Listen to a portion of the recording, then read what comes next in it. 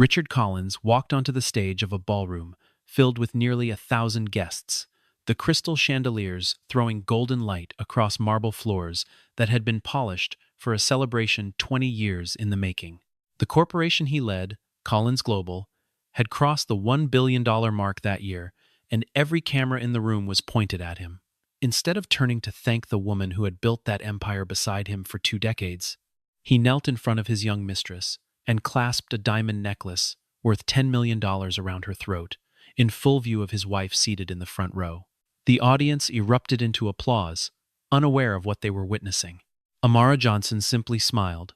rose from her chair, and walked out in silence.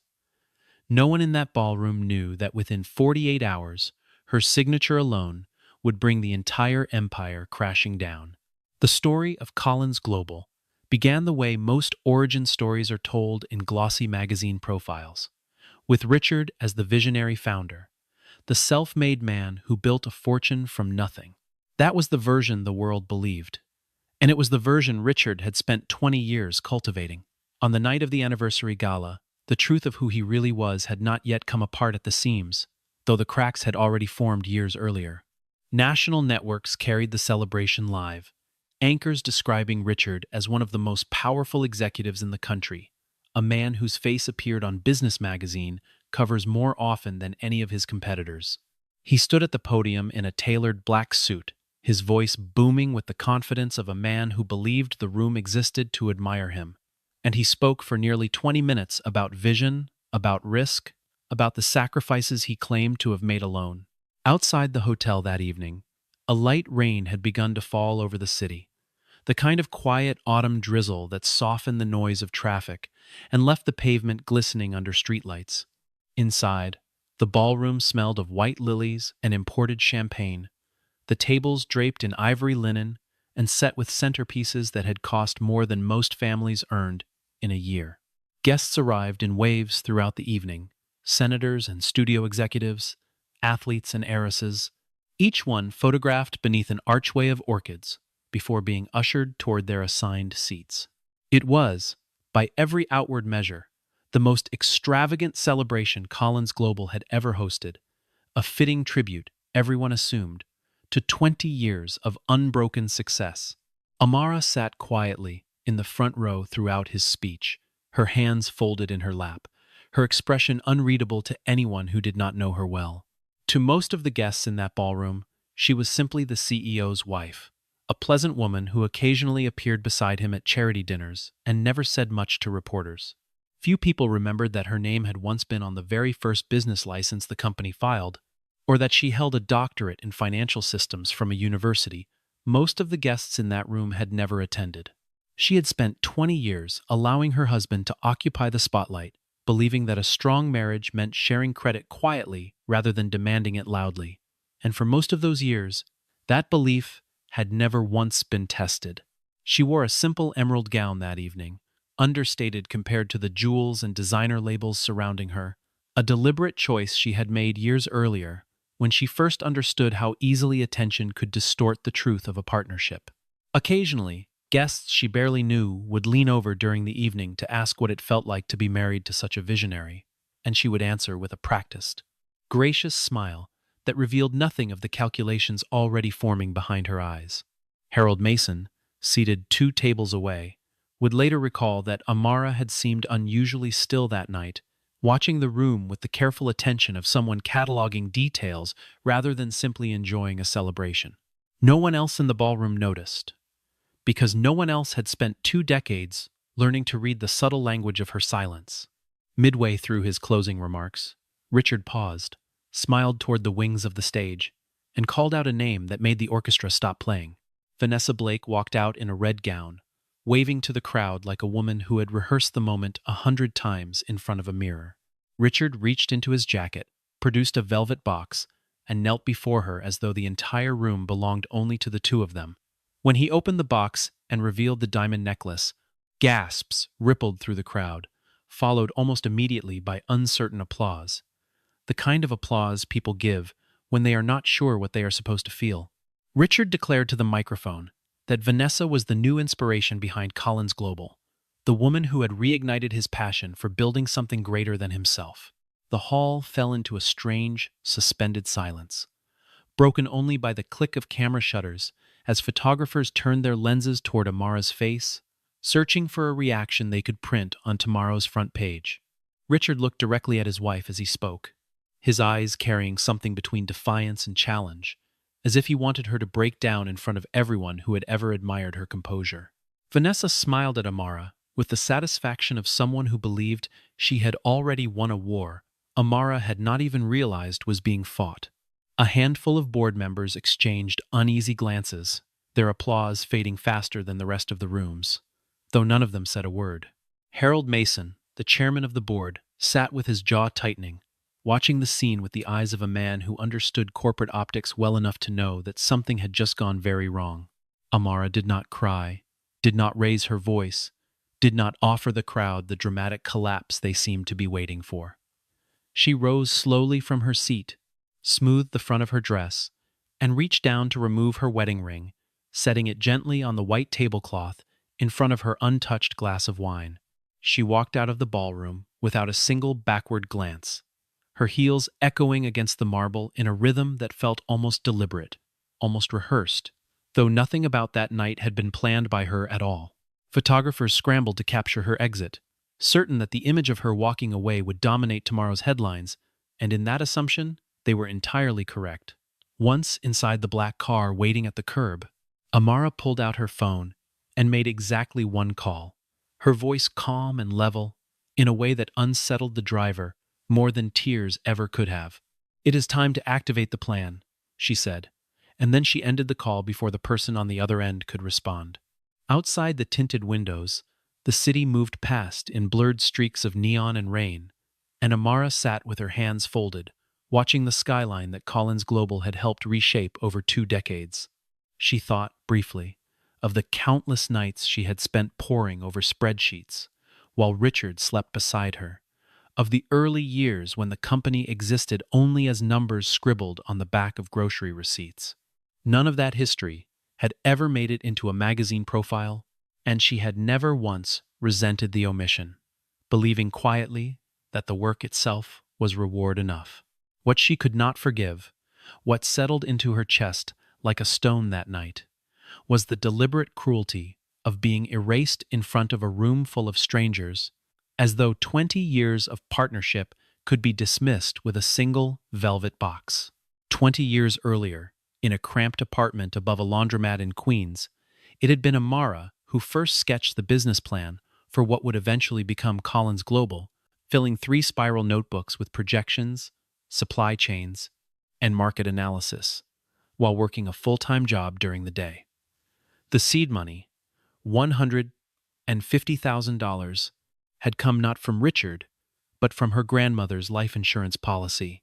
and a small inheritance her family had saved across 3 generations. Richard, at the time, was a mid-level sales representative with charm to spare and almost no capital of his own, a man who could sell anyone anything, but had never once built something that belonged entirely to him. Amara loved him, and love, she believed then, meant lifting someone up rather than standing beside them as an equal in the public eye. She made the decision herself, quietly, to let Richard's name sit atop the company as chief executive, while she retreated into the architecture of the business itself, the financial systems, the legal structuring, the investor relationships that no press release ever mentioned. For years, she built the backbone of Collins Global from behind a desk that had no nameplate, designing every contract, every equity split,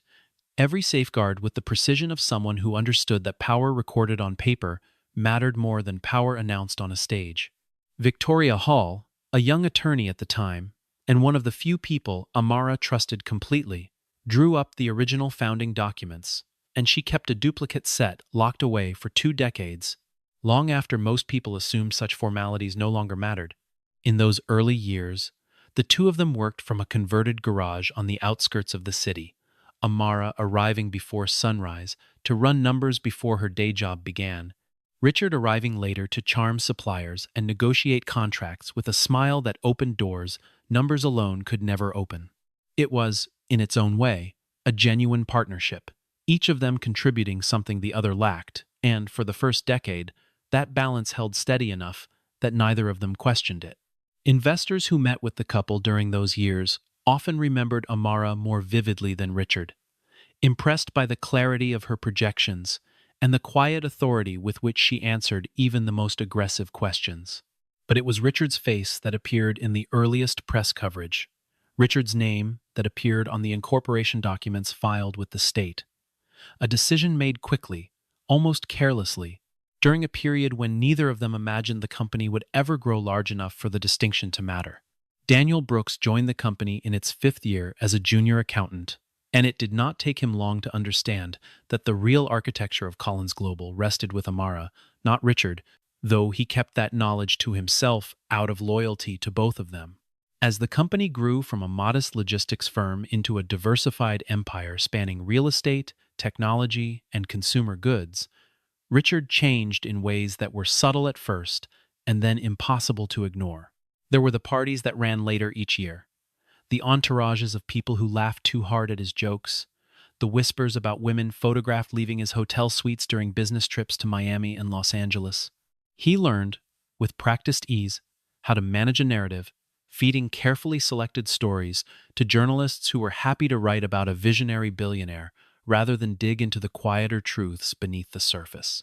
Vanessa Blake entered his life 2 years before the anniversary gala,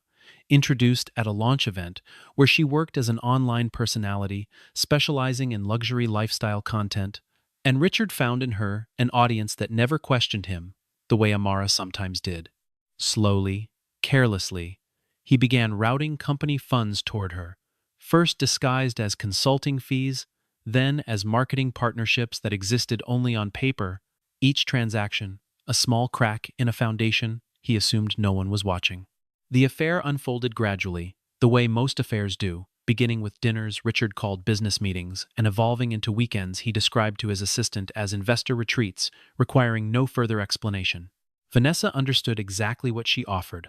A man like Richard, an audience that measured his worth only in the present tense, untethered from the 20 years of history that made Amara's quiet confidence feel, to him, increasingly, like an unspoken judgment. He began comparing the two women in ways he never said aloud, mistaking Vanessa's flattery for admiration and mistaking Amara's steadiness for indifference, a misreading that would eventually cost him everything he had spent 2 decades building. By the time Vanessa moved fully into his orbit, Richard had convinced himself that reinvention was simply the natural next chapter of a successful man's story, rather than what it actually was, a quiet betrayal of the person who had made his success possible in the first place. Amara had been watching for months, though she said nothing, gathering documentation with the same patience she had once used to build the company from nothing at all. She met with Victoria in the evenings, in the back office of a law firm far from anywhere Richard's associates might recognize her car, and together they began assembling a record of every questionable transaction, every misused signature, every broken clause in the company's founding charter. Victoria kept the growing file inside a small fireproof safe bolted into the floor of her office closet, and on the night of the anniversary gala, hours after Amara had walked out of that ballroom, Victoria opened it and laid the entire folder across her desk, ready for what was coming. Within a week of the gala, Vanessa had moved into a hillside estate that Richard purchased under a shell company,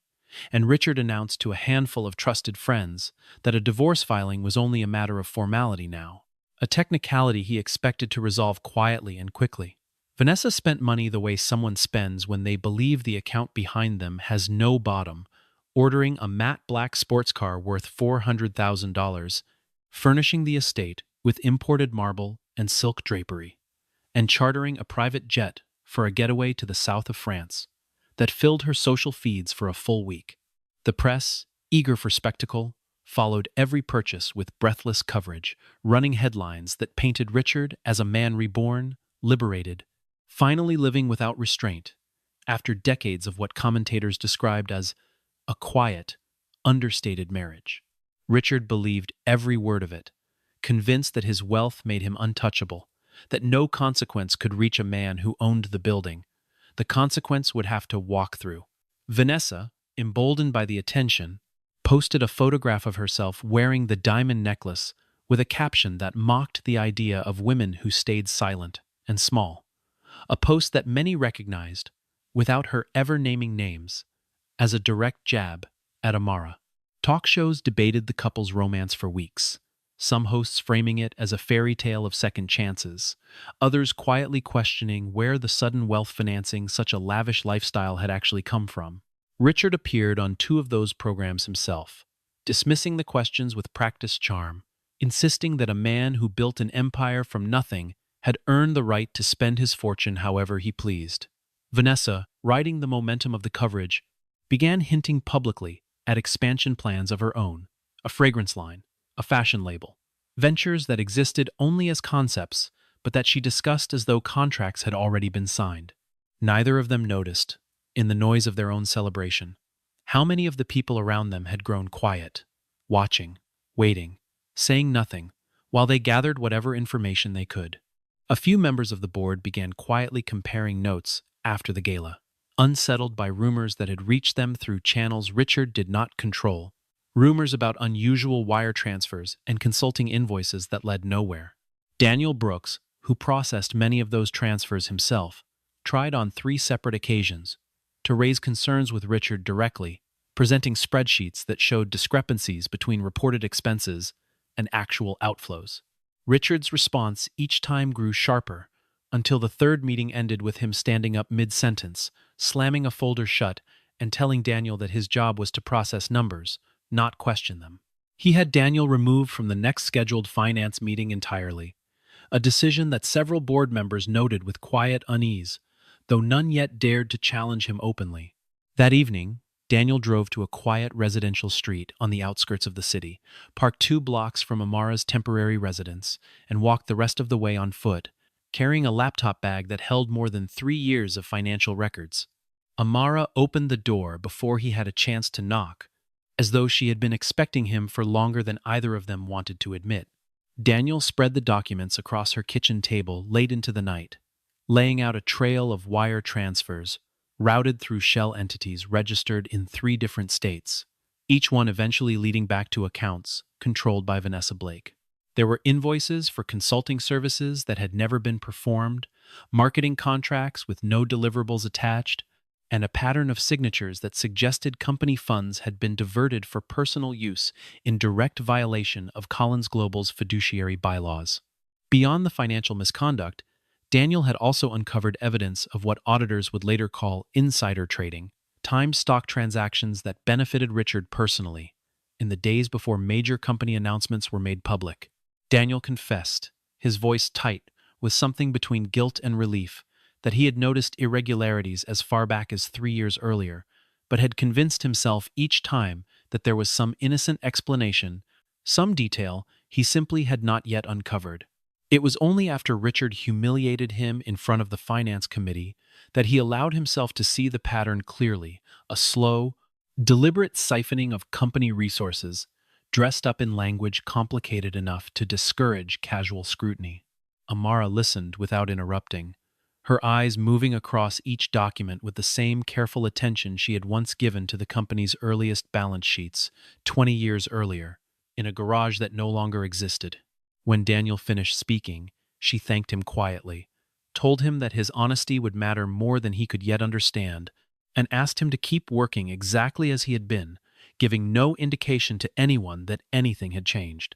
Victoria arrived within the hour, and the 3 of them worked until dawn cross, referencing every document against the original corporate charter she had drafted 2 decades earlier, building a case with the same meticulous discipline Amara had once used to build the company itself. Amara did not react with anger as she read through the evidence, her expression instead settling into something colder and more focused, the look of a strategist rather than a wounded wife. She told Victoria and Daniel that the case needed to be airtight before a single document reached the board, because Richard would fight, and a fight built on incomplete evidence was a fight that could still be lost. For nearly 3 weeks, Amara said nothing publicly, allowing the tabloids to run their stories about Richard's new romance uninterrupted, allowing Vanessa to believe that silence meant surrender. Behind that silence, Victoria filed the finalized legal briefs, Daniel compiled a forensic accounting report that would satisfy any external auditor, and Amara quietly reached out to three of the company's largest institutional investors, laying groundwork that Richard would not discover until it was far too late to matter. Harold Mason, growing increasingly concerned by reports reaching his office from multiple directions, made the decision that would finally force everything into the open, calling an emergency session of the board of directors for the following Thursday morning. Richard arrived at the meeting in a charcoal suit, moving through the corridors of Collins Global headquarters with the easy stride of a man who assumed the agenda existed to reaffirm his authority. He believed the meeting had been called to extend his contract as chief executive, perhaps even to announce a new title reflecting his expanded vision for the company's future under Vanessa's creative influence. Vanessa sat in the guest gallery along the back wall, dressed in cream-colored silk, occasionally checking her phone as though the proceedings were beneath her full attention. The boardroom itself, on the 40th floor of the Collins Global Tower, offered a sweeping view of the city skyline through floor-to-ceiling windows, the same view Amara had once described in an early planning meeting, as a reminder of how far a single idea could grow if given enough patience. 12 board members took their seats around the long walnut table that morning, several of them exchanging quiet glances they had not exchanged so openly in years, sensing correctly that this particular meeting would not follow the usual script. Assistants moved briskly along the perimeter of the room, distributing folders and pouring water, unaware that the documents circulating quietly among a select few attendees would soon dismantle everything the company's public image had claimed to represent. Harold opened the session by requesting a full financial report from Richard, a routine formality that Richard delivered with characteristic confidence, speaking for nearly 15 minutes about growth projections and market expansion, without once glancing at notes. He spoke of doubling revenue within 3 years, of taking the company public on an international exchange, of a legacy that would outlast every competitor Collins Global had ever faced in its 20-year history. Midway through his remarks, the heavy doors at the back of the boardroom opened, and Amara walked in for the first time in nearly a month, dressed simply in navy blue, carrying nothing but a single folder under her arm. The room fell into stunned silence, several board members rising slightly from their seats out of instinct, before catching themselves and sitting back down. Richard stopped speaking mid-sentence, his composure flickering for just a moment before he forced a smile and gestured toward an empty chair, as though her presence were nothing more than a pleasant surprise on an otherwise ordinary morning. Amara did not sit. She remained standing near the door, watching Richard finish his presentation with the patience of someone who had waited 20 years and understood the value of waiting a few minutes more. Victoria Hall entered directly behind her, walked to the head of the table, and placed a thick folder in front of Harold Mason without a word of explanation. Richard's eyes moved to the folder, and then back to Amara,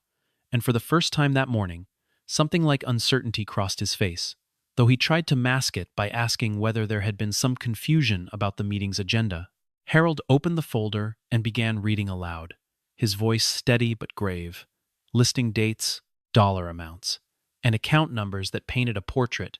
no one in the room could mistake for confusion or coincidence. The documents revealed a consulting contract worth $2 million paid to a shell entity that led directly to Vanessa Blake, alongside marketing invoices for campaigns that internal records showed had never been executed.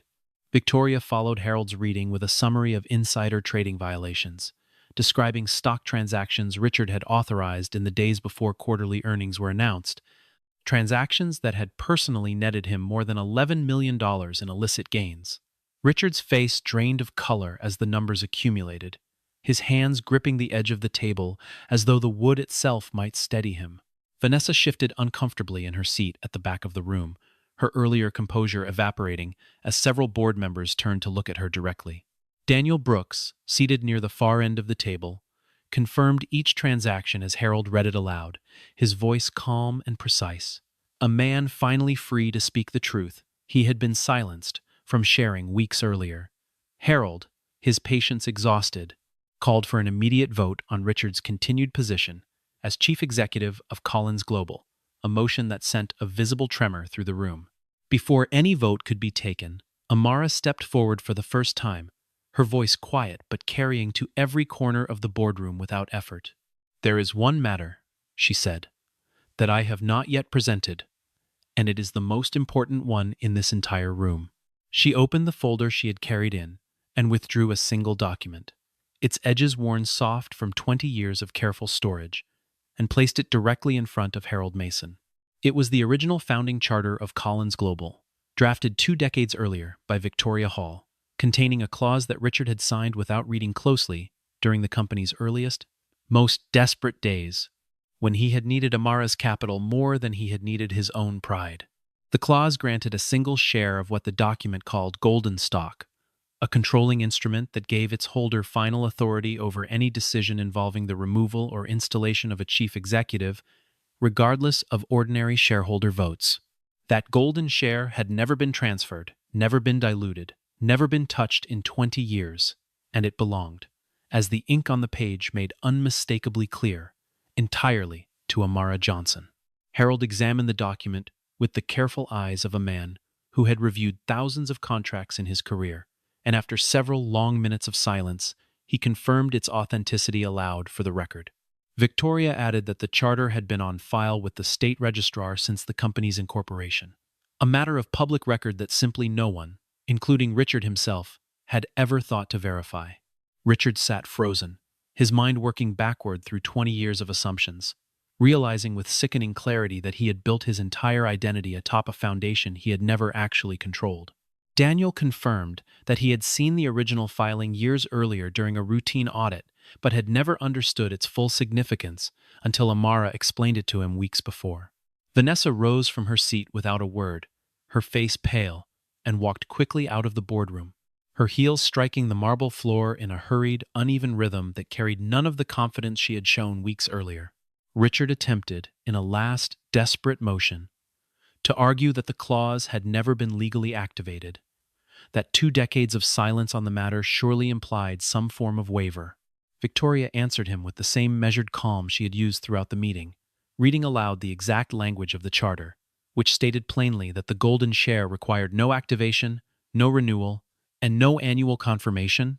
remaining perpetually in effect, unless formally transferred through a notarized amendment that had never once been filed. Harold, visibly shaken by the scope of what had just unfolded in front of him, asked Richard directly whether he had ever, in 20 years, actually read the founding charter in full. Richard did not answer, and his silence, more than anything Amara or Victoria had presented that morning, told the room everything it needed to know about the man who had spent 2 decades believing an empire belonged to him alone. Amara stepped to the head of the table, took the pen that Harold offered her, and signed the first document of what would become a complete restructuring of Collins Global's leadership. With that signature, Richard Collins was formally and immediately removed from his position as Chief Executive Officer, effective the moment the ink dried on the page. Harold called for a formal vote confirming Amara as interim chairwoman, a motion that passed unanimously within minutes, the room's earlier tension dissolving into a strange, collective exhale.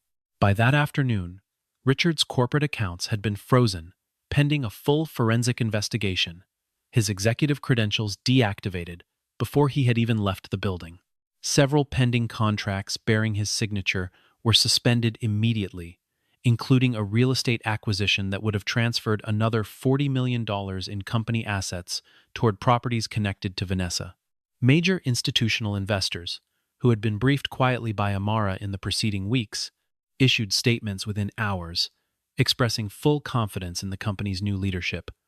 a reaction that steadied the stock price almost overnight. Financial news outlets that had spent weeks glorifying Richard's public romance pivoted just as quickly, running new headlines that framed Amara as the architect who had quietly held the empire together for 2 decades while her husband chased headlines. Vanessa, meanwhile, found herself the subject of a separate investigation launched by federal regulators examining the true source of her sudden wealth, her social media accounts falling silent for the first time in years.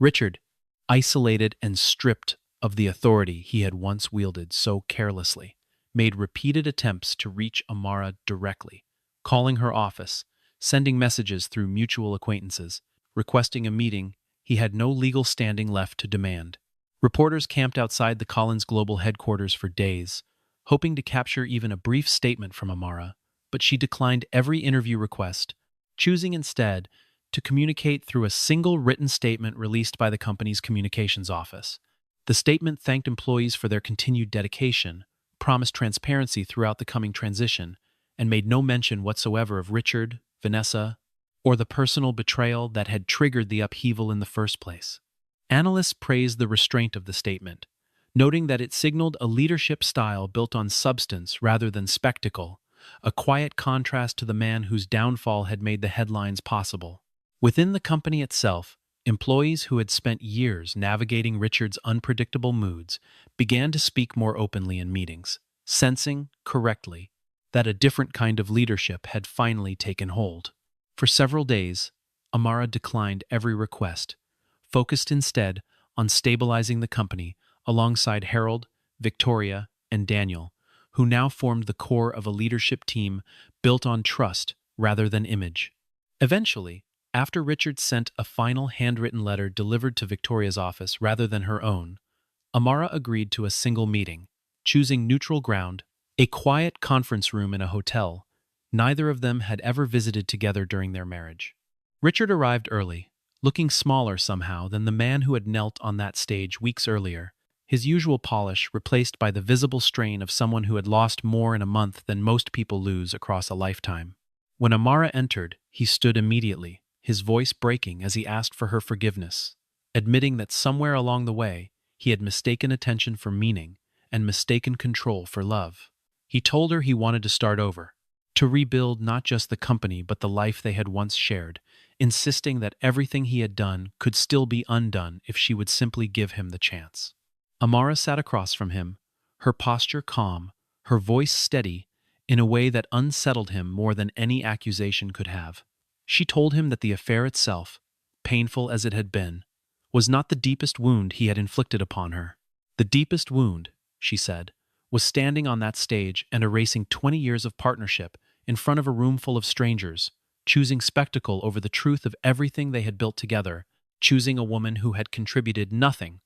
over the woman who had built everything. Richard wept openly then, his shoulders shaking in a way the cameras of the world would never see, a private collapse far removed from the public triumph he had staged weeks earlier. Amara did not reach for his hand, did not soften her expression, though something in her eyes suggested she understood the weight of what he was losing, even as she refused to carry any of it for him. She reached into her bag, withdrew a set of divorce papers already prepared by Victoria, and placed them gently on the table between them, the small sound of paper against wood, louder in that moment than any words either of them could have spoken. Without another word, she stood, gathered her coat, and walked out of the room, leaving Richard alone with the papers and the silence that followed. He sat there for a long while after she left, staring at the signature line, waiting for his own hand, understanding at last that no apology, however sincere, could undo the calculation he had made that night on stage, the calculation that had told him spectacle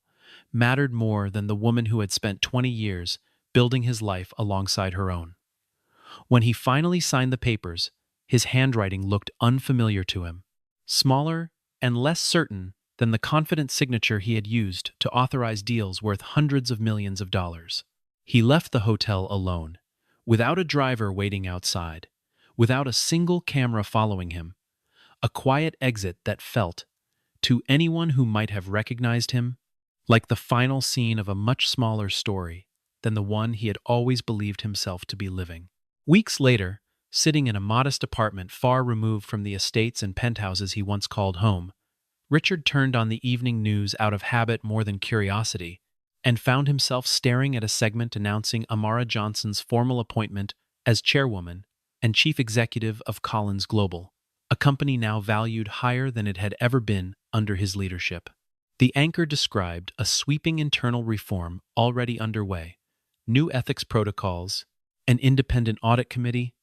and a leadership structure designed to prevent any single individual from ever again holding unchecked power over the company's future. Richard watched in silence, the remote control resting forgotten in his hand, as the segment closed with footage of Amara addressing employees in the very ballroom where, months earlier, He had knelt before another woman and believed himself untouchable. Under Amara's leadership, Collins Global underwent a transformation that reached far beyond corporate restructuring, touching the culture of the company at every level, from entry-level hires to senior executives who had once feared speaking honestly in meetings dominated by Richard's ego. Employees who had grown disillusioned during the final years of his leadership found renewed trust in a chairwoman who listened more than she spoke, who rewarded competence over flattery, and who made clear through her actions rather than her words that the company's future would be built on integrity rather than image. Within a year, the company's market value had climbed well beyond its previous peak, a recovery that industry analysts described as one of the most remarkable corporate turnarounds in recent memory. Amara used a portion of her newly consolidated authority to establish a foundation dedicated to supporting Black women entrepreneurs, offering mentorship, seed funding, and legal guidance to founders who, like her 20 years earlier, often found themselves building empires without receiving credit for the work. The foundation's first cohort of 12 businesses launched within 18 months of its creation, several of them already profitable within their first year, each one carrying forward a philosophy. Amara had learned the hard way that fairness, competence, and integrity were not soft values, but the true foundation of any lasting enterprise. Stories of her journey began circulating far beyond the business press, inspiring a generation of women who had spent their own careers standing quietly behind someone else's spotlight. She spoke rarely about the events of that autumn, declining most interview requests, though the few statements she did offer